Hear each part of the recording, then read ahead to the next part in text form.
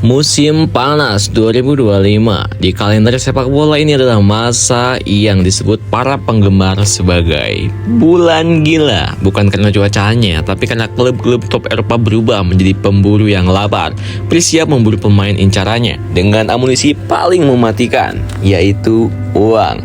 Jendela transfer kali ini bukan sekedar pasar jual beli, ia adalah panggung besar tempat setiap klub ingin jadi pemeran utama. Di sini negosiasi berjalan seperti duel koboi, cepat, tegang, dan kadang sama sekali tak terduga. Ada yang bermain rapi, penuh strategi, ada pula yang membabi buta, menggelontorkan jutaan euro seolah angka di rekening hanyalah ilusi. Dan di tengah semua itu muncullah kisah-kisah yang menarik untuk kita ikuti. Kita mulai dari Inggris Utara di Stadium of Light, Sunderland, tim yang baru kembali merasakan kerasnya Premier League memutuskan untuk mengunci masa depan salah satu aset terbaiknya, Trai Hume.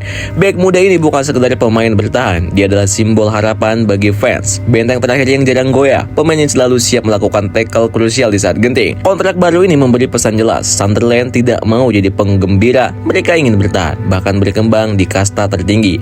Bagi Hume sendiri, ini adalah panggung untuk membuktikan bahwa ia bukan hanya talenta lokal, tapi juga calon bek top liga. Pindah ke Italia, kita bertemu dengan Matija Frigan. Nama ini mungkin belum sepopuler Erling Haaland atau Kylian Mbappe, tapi di Kroasia ia sudah mulai dipandang sebagai salah satu striker masa depan. Frigan bersinar di Westerlo, Liga Belgia, dengan insting mencetak gol yang mematikan.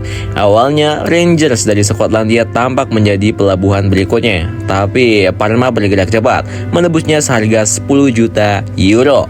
Bagi Parma, ini adalah investasi yang cerdas. Mereka tahu Serie A butuh striker yang bukan hanya cepat, tapi juga tajam di kotak penalti. Frigan membawa keduanya. Musim depan, para bek Serie A harus siap menghadapi penyerang muda yang tak kenal ampun. Dan inilah salah satu drama terbesar minggu nih. Gianluigi Donnarumma, kiper raksasa asal Italia, kabarnya tidak bahagia di PSG.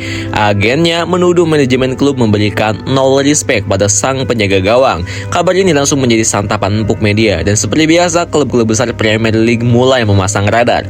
Manchester City, Chelsea, dan Manchester United siap mengintip peluang nih. Bagi City, Donnarumma bisa jadi suksesor jangka panjang Ederson. Bagi Chelsea, ini adalah kesempatan membangun lini belakang baru yang benar-benar solid. Dan bagi United, si sang raja Goa, siapa yang menolak punya kiper muda dengan segudang pengalaman?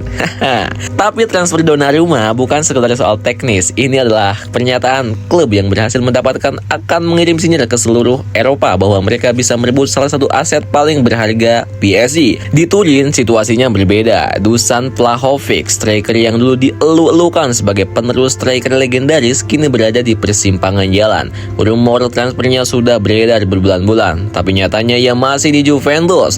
Kenapa? Ya, jawabannya sederhana, gajinya. Dengan 12 juta euro per musim, banyak klub yang tertarik, tapi mundur ketika melihat angka itu. Ya, gila juga sih ini. Musim lalu, Vlahovic masih mencetak gol-gol penting, tapi tidak cukup untuk membungkam kritik bahwa performanya stagnan. Bagi Juventus, mempertahankannya seperti berharap ia kembali ke bentuk terbaiknya. Bagi Vlahovic, bertahan bisa jadi aman, atau justru jebakan yang membuatnya kehilangan momentum karir. Sekarang kita menuju ke Inggris. Lagi, tempat bursa transfer terasa seperti pesta belanja tanpa akhir.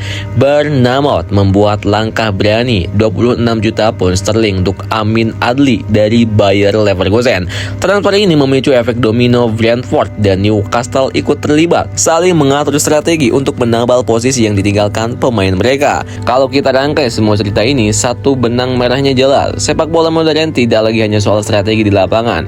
Ini adalah pemain kekuatan finansial, kecepatan negosiasi, dan keberanian mengambil resiko. Musim ini semua mata akan tertuju pada nama-nama yang kita sebut hari ini. Apakah Hume akan jadi benteng tangguh di Sunderland? Akankah Frigan menjadi mesin gol dari Serie A? Mampukah Donnarumma menemukan rumah baru yang memberinya respect? Dan apakah Vlahovic akan bangkit atau tenggelam? Kita lihat nanti ya guys, jawabannya akan datang di lapangan. Karena pada akhirnya sepak bola bukan sekedar tentang harga, tapi tentang aksi, gol, dan momen yang membuat kita berdiri dari kursi. Dan musim panas 2025, kita semua tahu permainan sudah dimulai, bahkan sebelum peluit pertama berbunyi. Gimana menurut kalian nih guys?